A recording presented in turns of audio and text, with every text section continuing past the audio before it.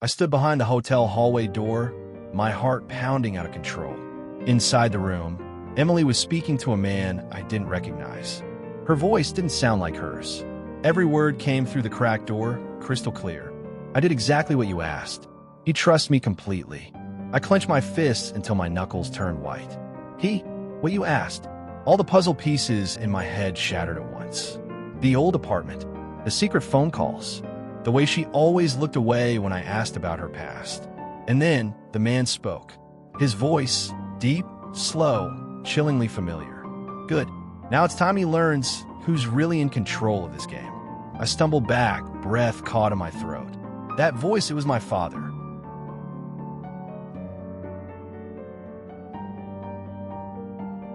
Welcome to the Reddit channel. Don't forget to subscribe so you don't miss out on exciting stories.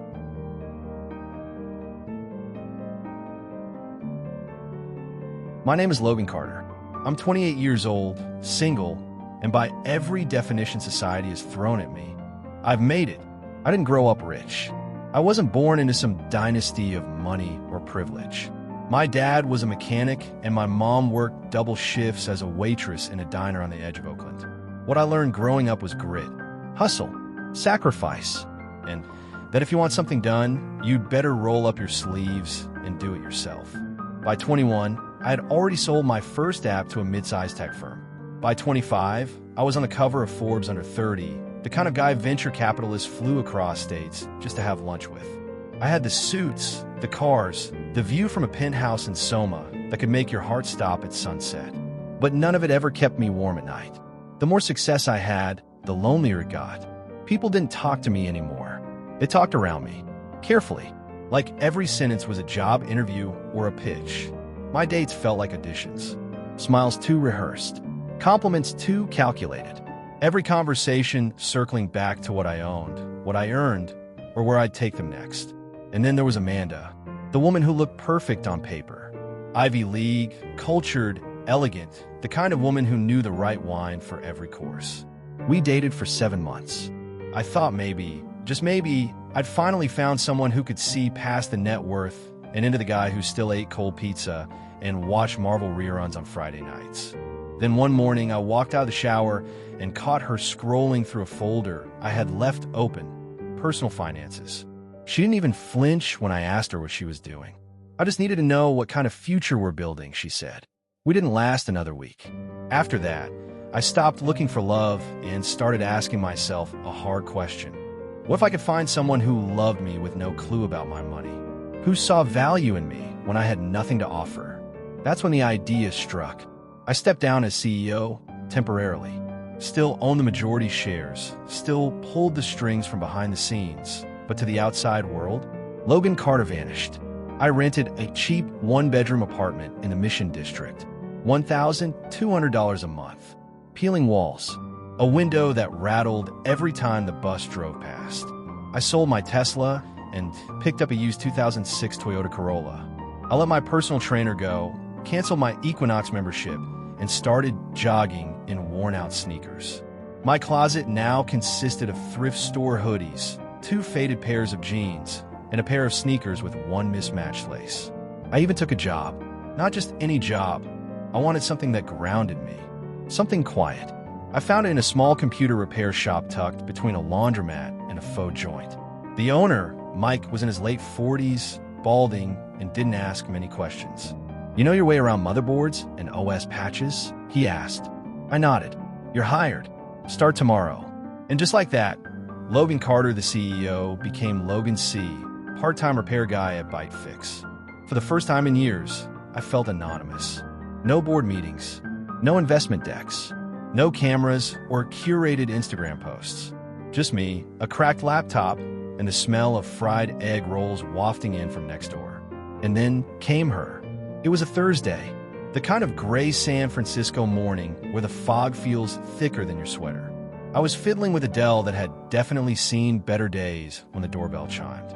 She walked in, soaked from head to toe. Her hair was plastered to her cheeks. Her sneakers squeaked with every step, and she carried a laptop that looked like it had been through a storm, which, judging by the weather, it probably had. Hi, she said, breathless. I think my laptop's dead. I was working on my final paper for nursing school, and now it won't even boot. If you can save it, I swear I'll name my first child after you." I laughed, taken aback by the honesty in her voice. "Let's see what I can do. I can't promise miracles, but I'm decent with machines." She smiled. Not one of those flirtatious, forced kinds, but the real kind. The kind that catches you off guard. The kind that makes you forget the rain outside or the mess on your desk. As I power up her laptop and open the back, we talked. Her name was Emily Davis, 26.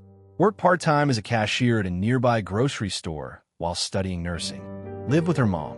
Took the bus everywhere. Hadn't taken a vacation in 3 years. Thought $5 coffees were a luxury. She hated how Instagram made people feel like failures and secretly loved the Great British Bake Off. Not once did she ask what I did before working here, or why I always seemed a little too polished despite the hoodie and broken watch. She just talked, like I was someone, not something. I recovered her file. "You're my hero," she whispered, her eyes shining. "You just saved my semester." She reached across the counter and hugged me. I stiffened, not used to being touched without some agenda. Then she pulled back and said, "You like coffee? Depends on who's buying." She laughed. "Come on, let's go." My treat. We ended up at a tiny cafe with fogged-up windows, mismatched chairs, and a barista who knew her by name. She ordered chamomile tea. I got black coffee. We sat for 2 hours, talking about everything and nothing. When she finally glanced at her phone and gasped, "I'm so late," I felt something I hadn't felt in years. Disappointed that it was ending. "Same time tomorrow?" she asked, standing. "I'll be here," and I meant it.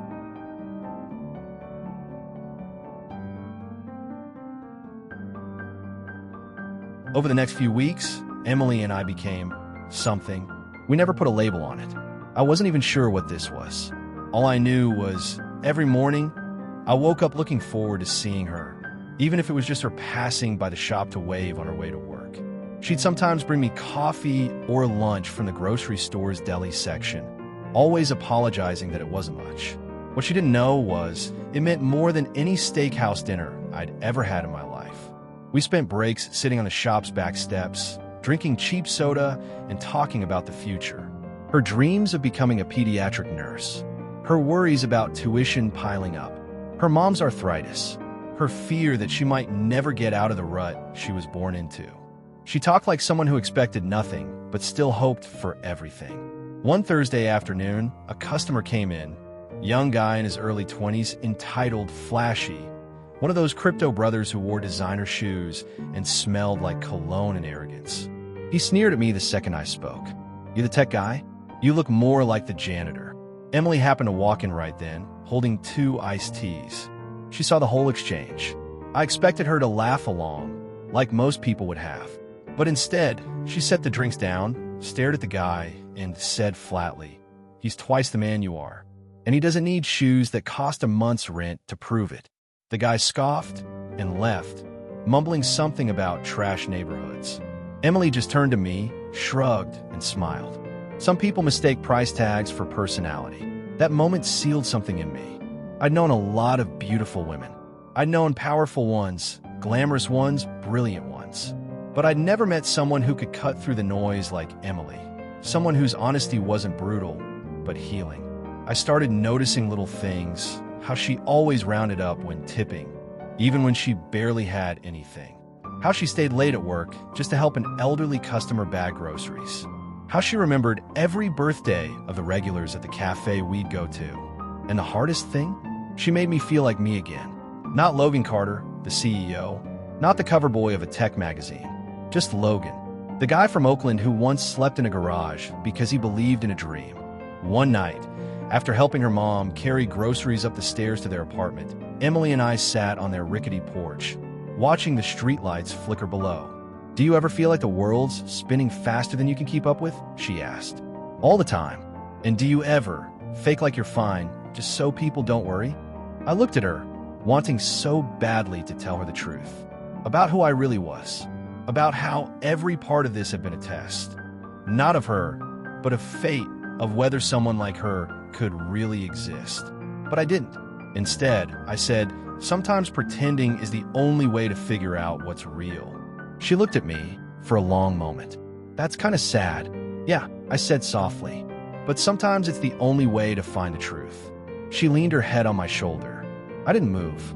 I didn't want to break whatever spell we were in. A few days later, something shifted.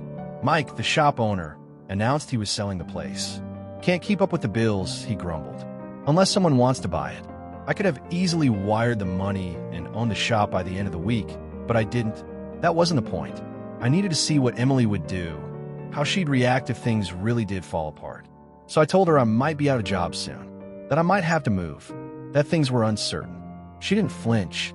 Well, you could crash on our couch for a bit, she offered without hesitation. It's lumpy, but it's better than the street. Emily, I can't.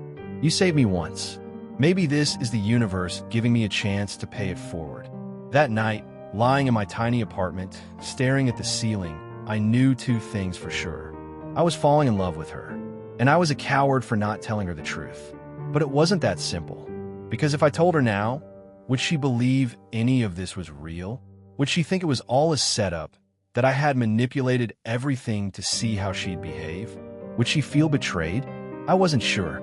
All I knew was I had never felt more human and more afraid. And right then, I made a decision. I would give it one more week to spend with her, to feel everything real and raw before the truth unraveled everything. I didn't know it yet, but that week would change everything.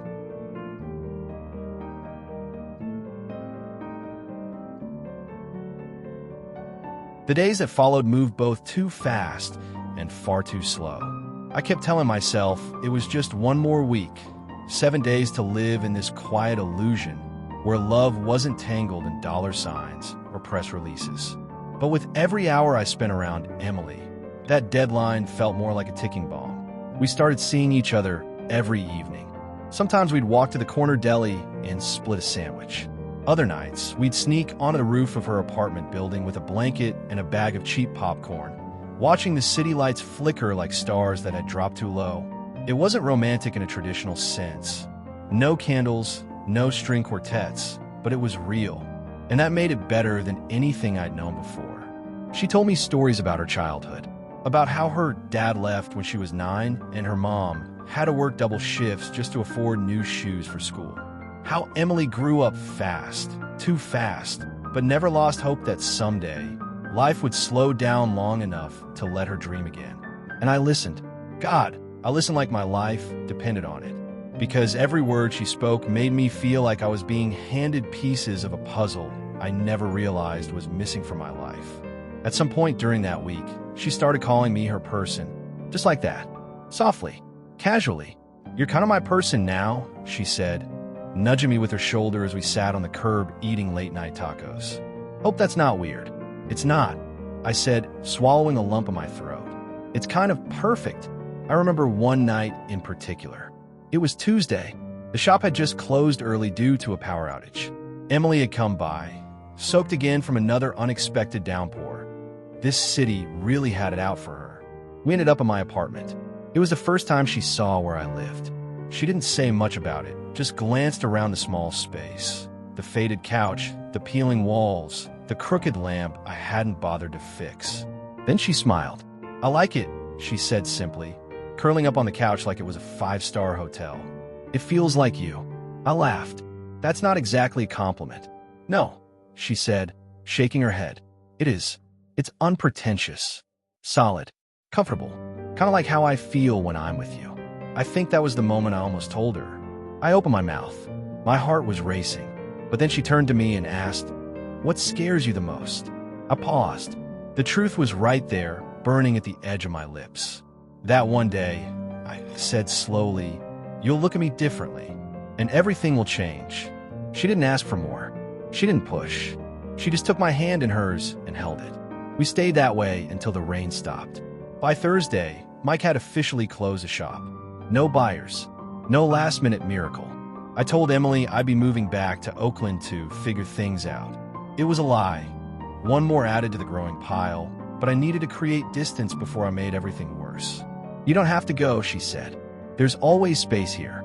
"I can't," I said, forcing a smile. "I need to face some things. Then let me come with you." I froze. What? I mean, not forever, she said quickly, almost embarrassed. Just for the weekend or something.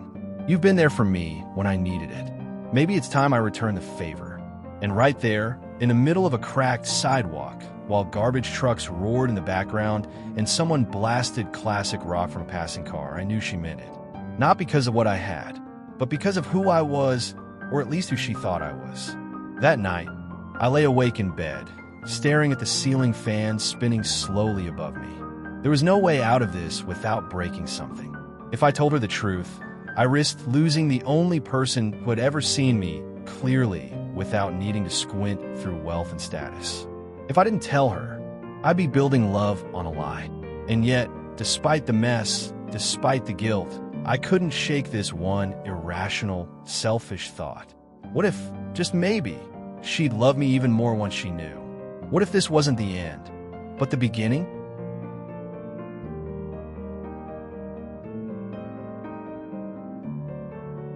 I didn't plan for it to happen that way. But love doesn't follow plans. And lies, no matter how well you build them, always crack under truth's weight. It was Friday when everything began to shift. Emily had planned something simple.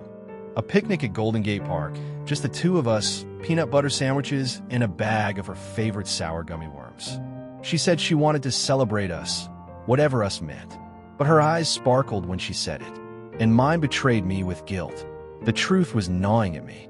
Every second I spent beside her, I felt like I was stealing something sacred. So I made a choice. If this relationship meant anything, it had to survive honesty.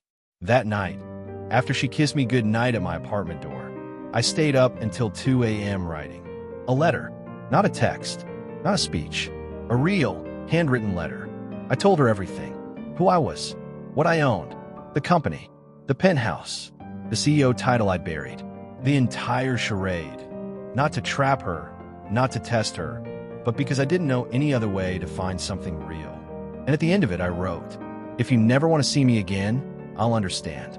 But if you're willing to meet me one more time, as the man I really am, I'll be at 465 Bryant Street, top floor, Saturday at 6 p.m. I'll be the one waiting with trembling hands. I dropped the envelope at her door before sunrise and walked away. Saturday arrived, and I'd never felt more like a fraud in my own skin. I stood in my real apartment, floors of polished marble, windows that reached the clouds, rooms too large for one man, and hated every inch of it. I wore my usual work suit, not the thrift store hoodie Emily knew. And for the first time in months, I felt completely exposed. At 5:59, I stood by the elevator. At 6 o'clock sharp, it dinged. The doors slid open, but it wasn't Emily. It was silence. By 6:20, I was still standing there, heart in my throat, wondering if I'd just torn apart the only good thing I'd ever had. By 6:30, I gave up. I walked back inside, poured myself a glass of scotch I didn't even taste, and stared out over the city that felt far colder now than it ever had before. She wasn't coming, and maybe she never would. Sunday passed without a word. Monday, too. I couldn't eat, couldn't sleep, couldn't focus. Mark, my assistant, noticed immediately. You all right, boss? I almost told him everything. Almost. But I just muttered, personal stuff. He nodded like he understood, but I knew he didn't. No one could, not really. By Wednesday, I convinced myself it was over. She'd read the letter, seen the truth, and walked away. Maybe I deserved that. I tried to bury myself in work. Memos, meetings, mergers, but nothing felt important anymore. Then Thursday came, and with it her. I was sitting at a cafe downtown, one of the fancier ones where the plates cost more than a week's groceries, meeting a potential investor. I wasn't even paying attention. My mind was elsewhere. That's when I saw her. Emily. She walked past the front windows like a ghost. Alone, carrying a small bag and holding a letter, my letter, in her hand. I excused myself from the table without a word and ran outside. Emily, I called out. She froze, slowly turned. Her eyes met mine. Not angry, not sad, just searching. Hi, she said softly. Hi, I replied, breathless. There was a pause, a long one. Then she held up the letter. I read it. I figured. I read it 10 times, she continued, stepping closer. and I didn't know what to do. I felt like I didn't even know you. I get it, I said, voice cracking. I wasn't trying to lie. I was trying to protect something I thought I'd never find. Someone real. And then I found you, and everything got complicated. She stared at me for a moment, then said, "You said you didn't test me, but Logan, you did. You let me fall for a version of you that wasn't the whole truth." "I know," I said. "And if that means I lose you, then that's on me." She looked down, then whispered, "I didn't come here to say goodbye." My heart nearly stopped. She reached in her bag and pulled out two things. A photo of us sitting on the steps behind the computer shop, holding milkshakes and laughing. She must have asked the barista to take it that day. And a note. She handed it to me. I opened it. Inside, in her handwriting, were just 6 words. "I love you, not your money." Tears welled in my eyes before I could stop them. Emily reached for my hand, held it tight, and said, "But this time, Logan, no more pretending." "Okay," I nodded, barely holding it together. No more pretending.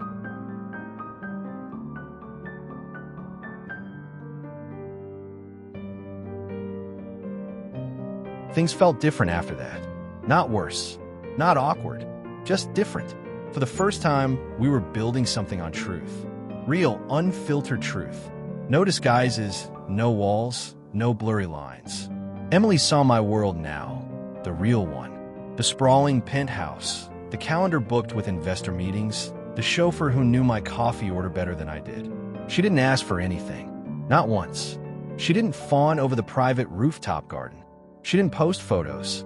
She didn't even let me buy her a new coat when I noticed hers had a tear on the sleeve. Instead, she made pasta from scratch in my designer kitchen and laughed when I told her I didn't know we had a garlic press. She didn't want my life. She wanted me. And for a while, that was more than enough. But then something strange started happening. Small things, barely noticeable at first. A voicemail she quickly deleted when I entered the room. A hushed phone call in the hallway, where her tone shifted from sweet to firm. The way she avoided eye contact for just a little too long when I asked how her mom was doing. I try not to overthink it. I really did. But that old part of me, the CEO who trusted nobody without a signed NDA, started whispering in my ear again. What if she's hiding something too? It came to a head 2 weeks later. Emily was supposed to meet me for lunch. I cleared my schedule, picked the quiet restaurant she loved, even reserved the corner table where we had our first real talk. She didn't show. No call. No text. I waited over an hour. Worried, I called her. Straight to voicemail. I tried again. Still nothing. By evening, I was pacing the penthouse. I called her mom. No answer either. And just as panic started tightening around my chest, my phone buzzed. A message. No name. Just a number I didn't recognize. "You should see what your sweet Emily's up to. 7 p.m. St. Regis Hotel. Room 1205. I stared at the message for a long time. This could be a joke, a scam, a trap, but I knew I'd go anyway. And I did. The elevator ride felt eternal. Room 1205 was at the end of a long hallway. I stopped just before the door, heart pounding like a war drum. And then it opened. Before I even knocked, Emily stood there, in a black dress I hadn't seen before. Hair done up, lipstick darker than usual. She didn't look shocked to see me. She looked ready. "Hi," she said softly, stepping aside. "Emily, what is this?" She walked to the center of the room, then turned slowly to face me. "Sit down, Logan. I'd rather stand. I figured you'd find out eventually," she said, almost to herself. "I was just hoping I'd have more time." "Time for what?" She took a deep breath, then pulled a small folder from her purse and handed it to me. Inside were photographs. Of me. Of us. Some candid. Some zoomed in, taken from a distance. All time-stamped. All taken before we met. "What the hell is this?" I whispered. She looked up, her eyes glassy but calm. "I was hired to watch you." Silence. Absolute, paralyzing silence. Emily continued. "Months before I walked into that computer shop, someone approached me, a man. Said he worked for your father." "My father?" I blinked. "He's been dead for 3 years." "No," she said. "Not him. Your real father. The one who left your mom when you were a baby." I staggered back, like the air had been sucked from the room. "I don't have a..." "You do. And he's very much alive. Powerful. Rich. But he never made peace with the way he left, or the fact that you became everything he wasn't.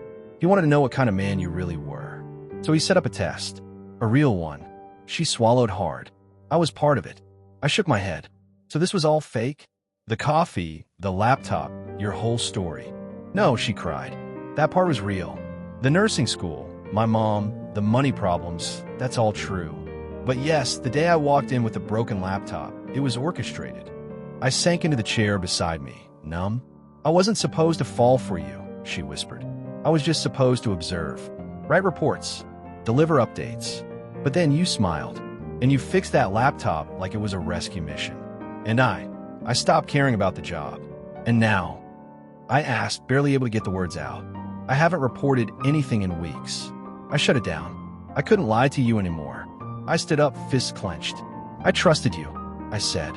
After everything, I chose you. Tears rolled down her cheeks. And I chose you back.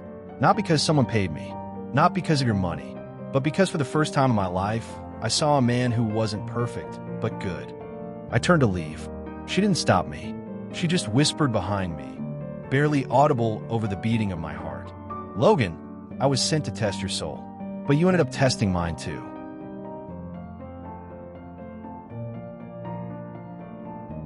I didn't sleep that night.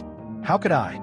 The woman I loved, the one who brought me back to life when I didn't even know I was drowning, had been lying to me since the beginning. And yet, every memory we shared still felt real. That laugh, those late-night talks, the way she defended me in front of strangers, the way she cried when I told her the truth. If it was all fake, she was the best actress I'd ever met. But if it wasn't, then I was about to throw away the only person who'd ever seen past every mask I'd worn. The next morning, I got in my car and drove. Not to Emily's apartment, not to the computer shop or the cafe, but to a gated estate in the hills of Napa Valley, a place I hadn't visited since I was 12. My mother had warned me never to seek him out, said he walked away and never looked back, that he made his choice. But after what Emily told me, I needed answers. The gate guard recognized my name and waved me through without a word.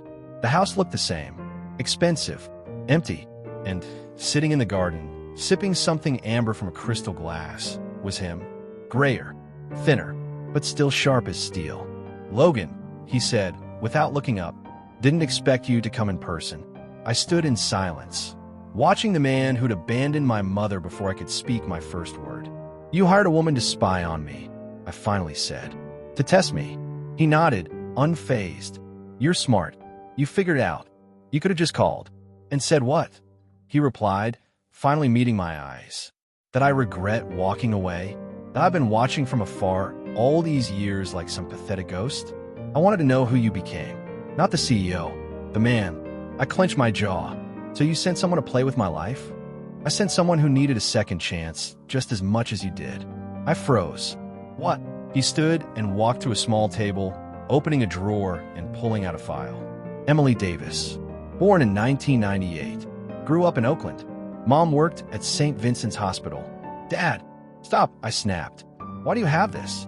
Because she came to me first. I blinked. What?